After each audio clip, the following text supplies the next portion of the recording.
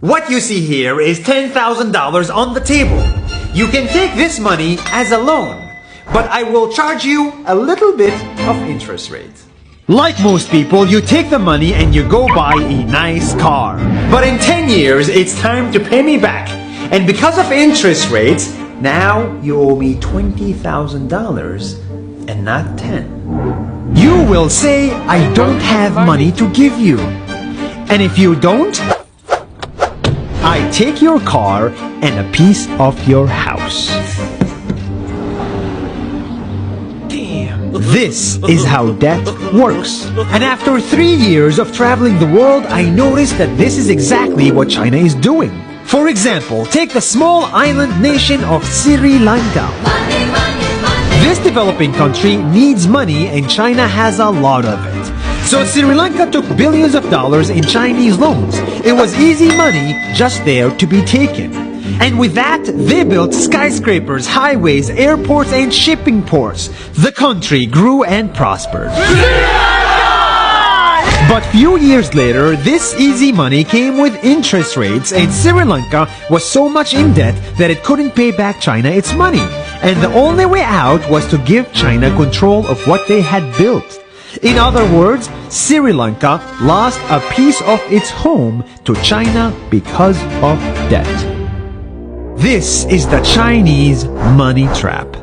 And it's a real thing I saw all over the world.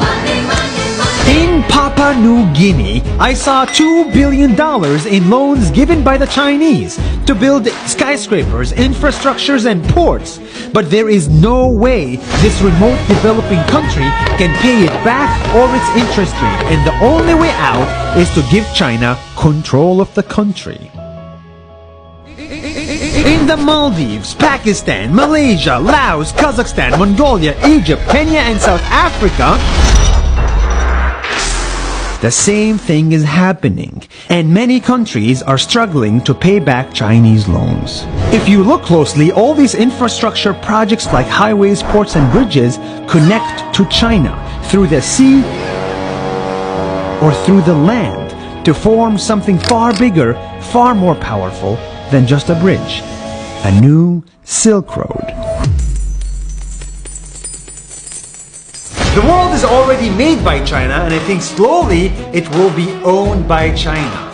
Don't get me wrong, building bridges, ports, highways, and airports is a great thing for the people and the country, but they come at a very high cost. And when these countries can't pay back the loans, these countries will lose their homes. One thing my parents had taught me is that there's no such thing as a free lunch or a free ride. So if we're not careful with our money or other people's money, then we better start learning Chinese. 下周见。